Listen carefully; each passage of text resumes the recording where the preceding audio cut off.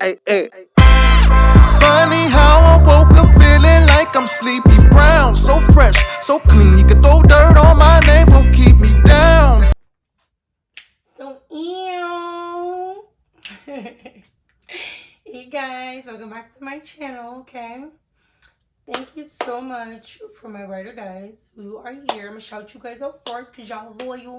And for you guys who are new to my channel, hello. My name is Amber, aka Amberlina, aka Extra Drama, Crazy, born in September, Liberish, crazy girl.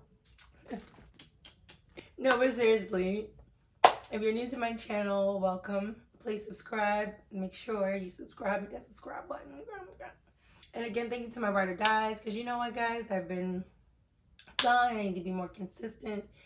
Even if, you know, I've been moving a lot and I've been on the go and everything like that, and I want my setup to look nice, but you know what, my setup right now is just boring, plain, blah. But I just want to push out content. I just want to, you know, really talk with you all, get together with you all, and forget about it has to be perfect, it has to be this and that, you know. So today, in today's video, guys, we're going to be talking about how to get over your ex, okay? I've never made a video like this, but these type of videos have helped me.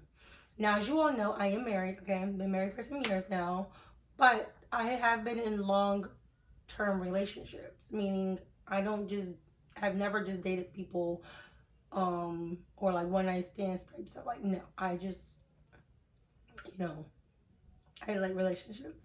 So when you spend a long amount of time with a person, you get attached to them.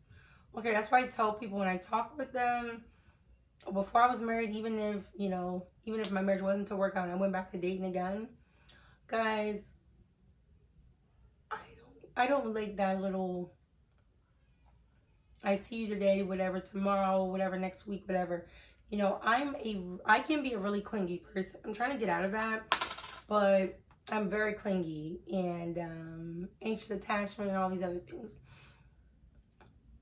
My best advice, and this is more on a psychology thing, is number one, I would find out what your attachment style is, okay? Now, this came to a shock to me because I had dealt with a narcissist before, okay? And there's a few other people in my life that I feel is a narcissist right now, but, you know, I need to do more assessment and more research. But you need to find out what your attachment style is. Everyone has a certain attachment to them. So I believe it's dismissive avoidant, which is the most popular one. You have anxious attachment, which is also a popular one, which is the one I am. 3, you have a healthy relationship. Or 4, I think it's like shy something like you're like shy and then you try to like distance yourself away, but you want the love, but you're more shy about it. I forgot the name. When I find it out, I'll put it on the little tablet thing at the bottom or whatever. But when you find out your attachment style, everyone has one. I don't care what you think about it, you have one. When you find out your attachment, you can start to work on yourself. So 1 and 2 are going to go hand in hand. The first thing is to find out your attachment style to examine yourself. And then number 2 is to work on loving yourself, okay? Now, the reason why I say this is because a lot of times when you have to get over your ex, a lot of times you're the one walking away, okay? Every now and then, yes, the other person could have walked away too. But a lot of times you're walking away and you need to get a clear mind, clear space, and things like that. Or if they dumped you and you're still trying to get clear space, you need to learn to love yourself. Now, if you're being dumped and you're trying to get over your ex because you did them just outright dirty, this video isn't really for you. And I just think you still need to go get some healing done with a therapist, something like that. This video is more so for the people who was done wrong and they had to break up with the person, or they confronted the person and then they were dumped, you know, or it didn't work out. So again, find out your attachment style. Go on YouTube, look at videos about that, or go take the quiz. 2, when you love on yourself, you will know, you know what? I was a good person in this relationship. I didn't lose them. I didn't lose a good thing. They lost me. Okay? They lost a good person. Not good on the sense morally wise, because as I said in my other videos, no one is good. But meaning you have good intentions. Your intentions when you're in that relationship is not to cheat on them. That's a lie. Not to steal, but to love and to be cared for and to care on. You know, for your feelings and everything, your emotional state, your mental, all those things to be in love and taken care of. You know, if that is what your nature is and the things that you want to give off, they lost you. You didn't lose them. They lost you. And the thing is why we try to cling on and hold on to things that are no longer for us or good for us is because we put people up on a pedestal, okay? And this is something I had to learn myself. Never, ever, ever, and I mean never, put a person up on a pedestal, okay? And this ties into self-love, because if you're putting a person up on a pedestal and you're telling yourself they're way out of your league or way up here, what are you saying about yourself?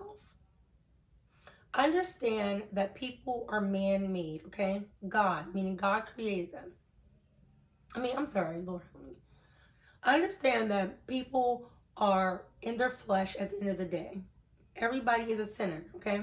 So you're never going to find someone who is just the overall complete package. Something's going to be wrong with them.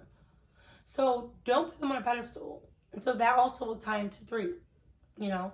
So 1, check your attachment style. 2, go into loving yourself, self-love journey. And 3, never put a person on a pedestal. No one on this planet Earth deserves that type of treatment. As much as you're in love with them, you love everything about them, their smell, their smile, their everything. Trust me, I know.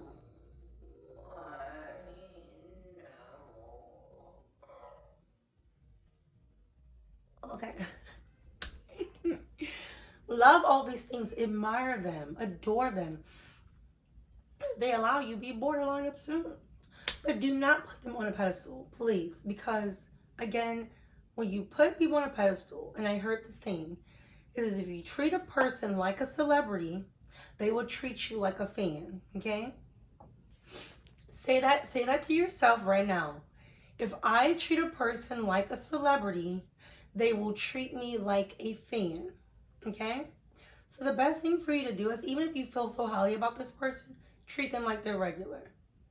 Treat them like, you know what, I like you a lot, I like you so much, but I refuse to put you on this pedestal. Because one day you are bound to let me down. One day you're not going to be as awesome as you were before, and that's okay.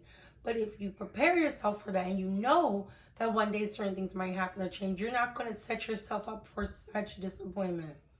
And especially with moving forward, don't think they're the best thing since sliced bread. They're the best thing out there. Trust me, there's billions of other people out here that are just as genuine and special. Now, everyone's different in their own way, so you might not find a person exactly like your ex, and you probably really want to. But there's other people out here that will love you and care for you. It just takes some time, because again, this world is filled with fallen people such as you and myself. So that's number 3. Number 4, how to get over your ex. Some people go this route. Sometimes I feel it's necessary. Sometimes I feel it doesn't. Just depending on how you all left off. You know, if things were really nasty and crazy, threatening, crying, tears, anger, things like that, it's probably best to block them, okay? And I'm pretty sure you all heard other people telling you to block them. When you're trying to heal, you don't need to be reminded of what they're doing, where they're at, who they're with, the new person they could be possibly seeing, or the person they cheated on you with.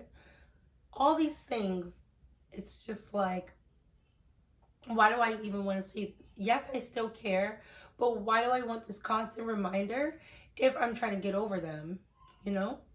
And then they'll also be looking like, oh, she's still friends with me. You know, I still got a chance, or I could rub it in her face or his face or whatever, you know? So you really want to block the person. Or, like I said, if it wasn't too bad, if it was like a mutual thing, then I would at least unfollow them. Again, you still don't want to see every little move that they're making. You don't want to be on their radar that much, because it's painful. You're going to have a constant reminder of a person that you're trying to get over. while you're posting your self-love things, you're having a good time, blah, blah, and then out the blue, Randy posts a picture with his new girl. Michael decides to say he's going to the old spot that you guys used to meet up at. Jordan said, you know, he posts a song that you guys used to listen to together, or like you all used to share music, and he's posting your all's playlist on his story. You know, why do you want to see that? Those things are going to trigger emotions in you to want to reach out, to beg for the person back, to tell them you love them. Let's do this one more time. I miss you, so forth and so forth. Why do you want that? No. Remove it. Like I said, blocking can be malicious, meaning like you're like, oh, forget that person. Or it can be like, you know what, I have to forget this person or else I'm going to go crazy. I'm going to break if I continuously check up on this person, see how they're doing, or if they're looking at my story or liking my pictures and things. It's going to drive me crazy because I'm going to want to reach out. Then you have to block them. But again, if you all left off on mutual terms, like someone's going out of state, or just said, you know, you both agree you outgrown each other, it's not working out, then just unfollow one another, or you make sure you do the unfollowing, okay? If they still choose to do whatever, that's fine. Make sure you choose to unfollow so you just don't be reminded every day that, wow, I'm not in this person's life anymore. I can't be in this person's life, but I get to see their life. Come on now, that doesn't seem fair. Along with the blocking or unfollowing, try not on social media, don't be too much like whining and crying over them or like being too aggressive. A lot of women or men will choose to be the petty route, like airing out all their dirty laundry and making up memes and little posts that people know that you're talking about that your ex. Don't do that. One thing I've never done is like literally drag a person. Now, I'm guilty of the quote thing and posting like little things on Twitter or whatever, but I'm talking about as far as like literally drag my ex or someone I was talking to, like putting their name or whatever, their nickname, whatever, and like such and such, he's a dog, nigga, like I've never done that. There's no need for that, you know? Like none.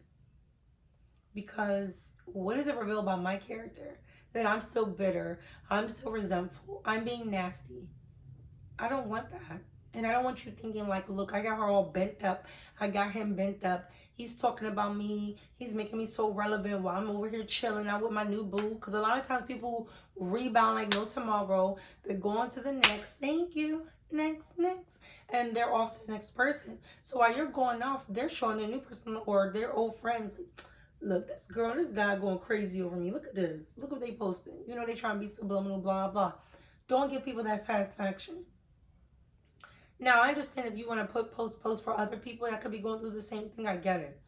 But just try to limit the things that you're posting that you know the other person would know daggone well you're taking a shot at them. And keep your class, keep your dignity in your head held high. Don't drag people. At one point you loved them. At one point you guys were together. Let God deal with them. God says vengeance is mine. Let him deal with them. You dragging them is not going to change anything. And it's always going to make you look like the bitter one. So keep it positive as much as you can. And just move on from them. Don't give them any energy, you know? Okay? Tip number 5, okay? Number 5. I would say go out and get a hobby. If you don't have one, get one. My hobby is like the gym. I love the gym. I love working out, weight training, things like that. I love it. Also, I love to eat. I love to paint. I love to listen to music. I love long walks, like on the beach.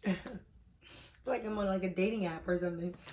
Yeah, you know, these are things that I enjoy doing. So if I'm upset or I'm trying to keep myself busy or just want to be productive, I'm going to go do things that I'm consuming myself with that I enjoy instead of sitting around home. When you're home, for the most part, you're going to dwell. You're going to be stuck in this phase of, I wish we were still together. I wonder what he or she's doing right now. I wonder if he or she would give me another chance. Maybe I should reach out. Maybe I should call tonight. Maybe I should unblock them and try to. When you're home and you're just steady, just here, and your heart is aching, you're just sitting there, dying inside. get up, reach out to a friend, reach out to a family member, reach out to anyone that's in your area that can go out with you and have a good time. Because I'm telling you, take it from notice, you don't want to just go into so much depression that you don't even recognize yourself.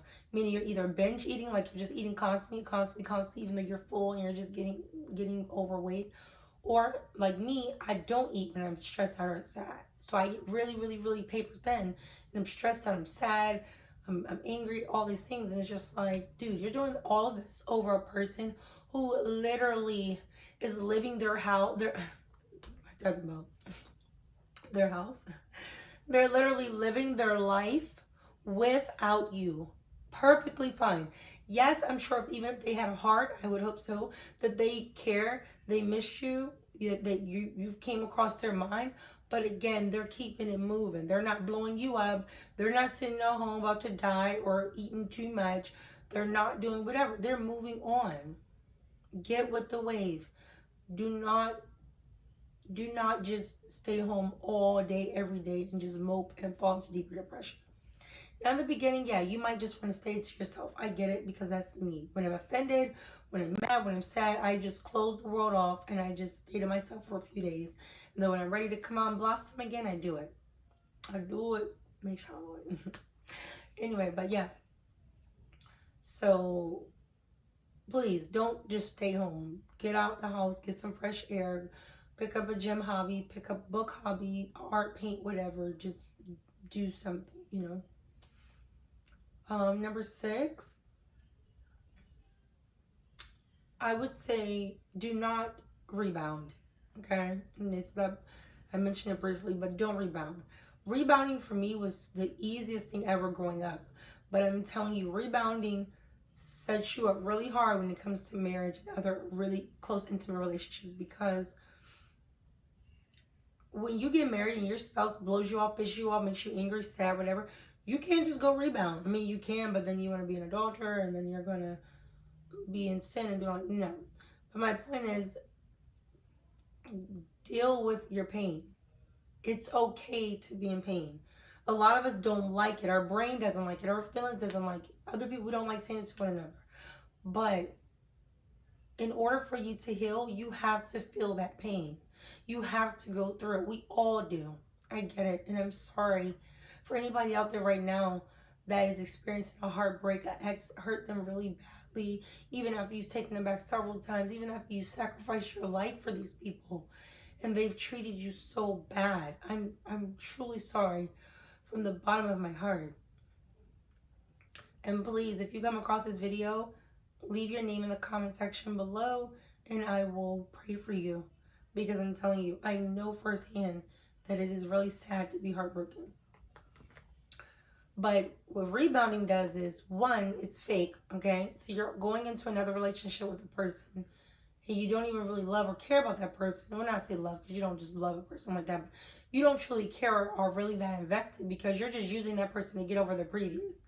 No one wants to be used. No one wants to be another person's, like, okay, they didn't work out with them and now I'm on to you, like sloppy seconds or whatever.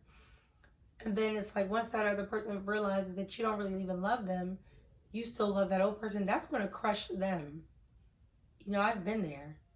I've been rebounded on, and I've rebounded people. And on both ends of the stick, it's not good. It's just not. Be a G, be an OG, okay? Deal with the pain, go through it, pray, go out, again, goes back to going out, heal, pick up the hobby, heal. Before you know it, boom, 6 months done gone by, a year done gone by. And it's still my thing, especially if you truly love that person. When you truly love someone, it never goes away. It doesn't matter what happened. So you might feel, well, you know, I want to rebound because of this and that, but don't. Just be strong. Go through the healing process. Go through the pain process. They go together. And you're going to get through this, okay? So no rebounding. You don't want to keep hurting yourself. You definitely don't want to hurt other people in the process. So that's out. Thing number 7 is, this is for people who didn't really get closure and you still want to know how to get over the ex. the person didn't really give you an explanation. They kind of just went ghost on you, silent treatment, things like that. And remember, those are red flags for narcissism, okay, just in case you didn't know. But you don't need it, okay? As much as you want the closure, you don't need it. You don't need it. I seen a quote and it says, never trade in attention for respect. Meaning, if a person doesn't want to give you closure, they just want to ghost you and act like whatever, cool. Ghost them too. Have no open doors, no cracked windows, nothing. Number change or number block, whatever, social media block, all of it. Let people walk away, okay? It's all right. You're going to be okay. It hurts, I know. But again, it hurts more when you have to trade in your self-respect for attention. You have to beg a person, well, why are you not going to talk to me? Why are you not going to tell me? Tell me, why did we break up? You know I really love you. You know I care about you. We were supposed to spend forever together. Why? You know, and then you're just sitting there like, I just had to beg someone for something that they should have done naturally. People are returning your phone call, calling you, leaving you on red, responding back to your text messaging, giving you closure when the relationship is over. These things are not something you should have to beg for. The person apparently does not care. That's why they ghosted you. That's why they don't want to explain anything. You know? They don't care. So guess what? It's okay. It hurts, but it's okay. Because guess what? You love yourself. You love yourself enough not to continuously begging and reaching out for a response and wanting that closure when the person doesn't care anyway. Eventually they will care, and guess what? When they care, it'll be when you don't. That's how it normally works. So forget them. Pray and move on. And like I said, make sure there's no way in the world they can come back. If you're going to still let a person ghost you, come back in your life, love on them, give them the same attention, respect, and care like you did before, you are literally a clown, okay? You're a clown. You're at the clown show. You are desperate. You don't love yourself. Don't be this person. And if you are, change. The way to change is through prayer and saying to yourself daily, I deserve better. I deserve better than this treatment. I don't feel good with this treatment. I'm not going to tolerate this. I am not going to settle for this. My biggest thing is I will not settle. I won't settle. No. Yeah, rule number 8.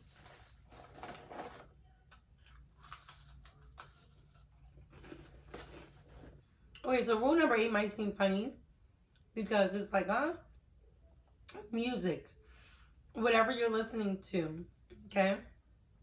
Now, for me, I'm a hopeless romantic. I love sweet songs. I love songs talking about passion and love and care and admiration. I adore you. I'm obsessed with you. Things like that. I love all of that.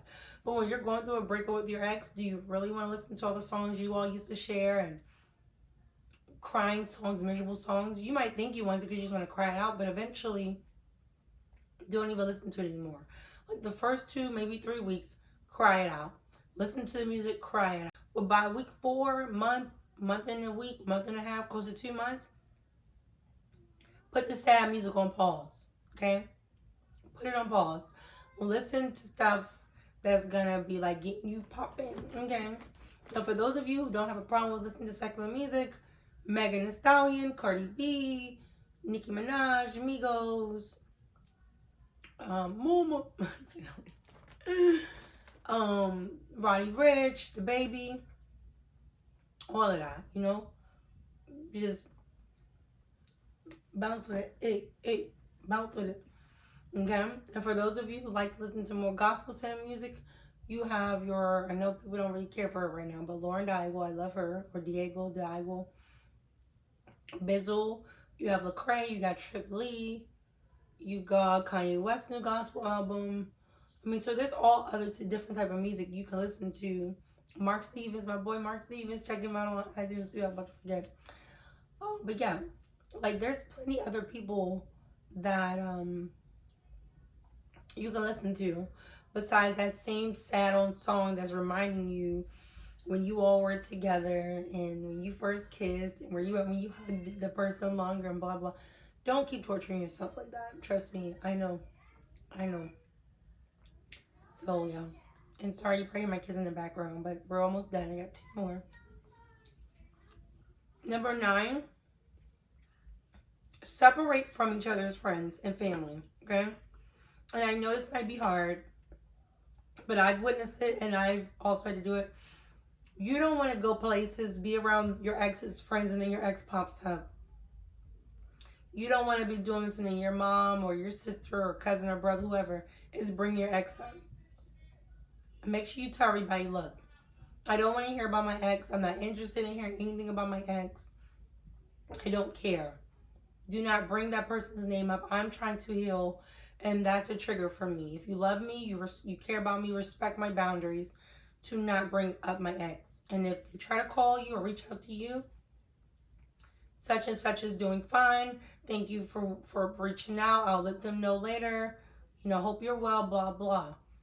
But as far as the back and forth stuff, trying to tell your best friend a latest message, or you trying to cut it. No mutual friends anymore. No. If you know this person's at this bar, don't go to that bar at least for a good 7, 8 months. Seriously. Now, 2 months, 3 months, 4 months is too early.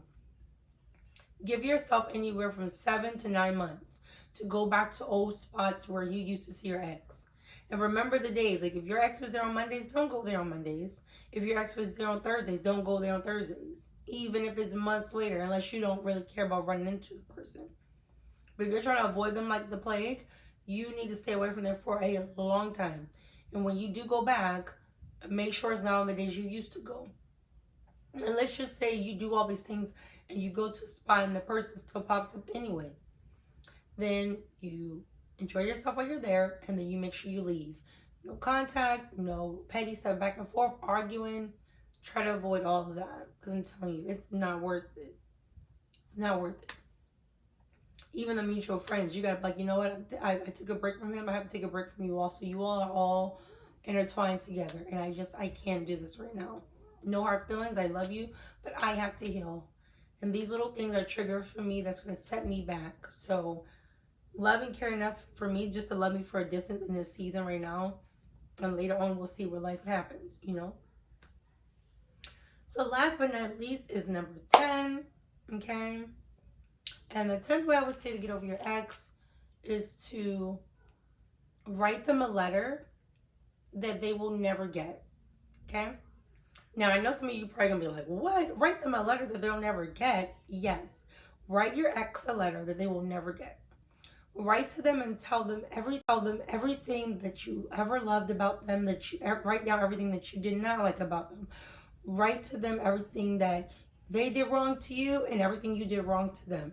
Okay? Read it over and over again. Put the points on there. Say how things could have been different, how you wish things could have been different. But this is the end of the chapter.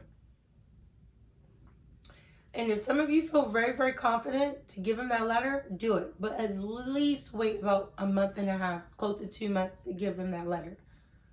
But for people who want absolutely nothing to do with their ex, but they still want to move on, then yes, write the letter, fold it up, and put it in your diary, a book, somewhere, Bible, something, book, something like that, where you can go back and reread it and just, this is how I feel, spilling myself out, blah, blah. This is my closure. This is my exit, my ending to myself. It works. It's a helpful tool. Writing out your feelings is a beautiful thing, and I highly advise everybody to do it. Okay? So, yeah. Let me know in the comment section below if you are trying to get over your ex. What things did you do to get over them? Maybe you can help someone else out. Or what things in the top 10 that I said have resonated with your situation or that you're willing to try. And again, I'm sorry about the heartache, guys. I'm sorry about the pain, but I'm telling you, it's not going to last forever. God says, pain may come at night, but a shout of joy comes in the morning. Pain may endure for a night, but a shout of joy comes in the morning. Amen.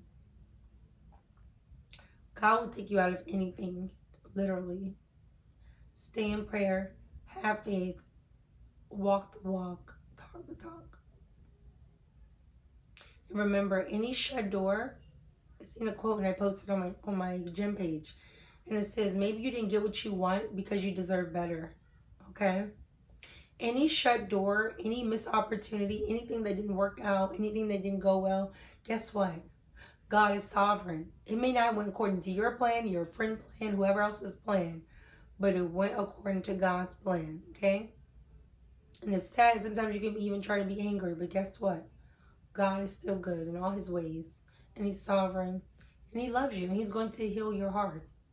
But I'm sure he knows you deserve better. And again, these are for the people that were wrong, that were dumb, that were cheated on, lied to, not the people that did these things and lost their ex because of it. Now, my advice to you is to call out on the Lord and ask him to cleanse your heart and to know how to do the right thing. Cry out to him for him to save you so that you're not going around here just hurting people. Hurt people, but it's not good. So, thank you all for tuning into my channel. This is more of a serious video, so I don't want to crack too many jokes, but the jokes will be around the corner. Like and subscribe if you're new. Thank you again, my OGs. And again, to those of you who are hurting, I love you. God loves you. You will get through this. That's a promise. Have a good day, morning, or night whenever you see this. Take care.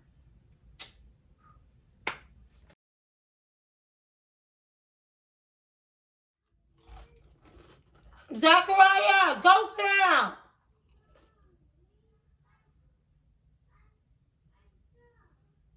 Okay, you gotta wait.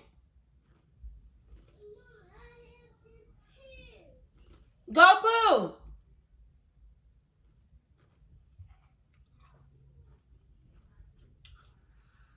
Sorry about that. My sons are talking to me.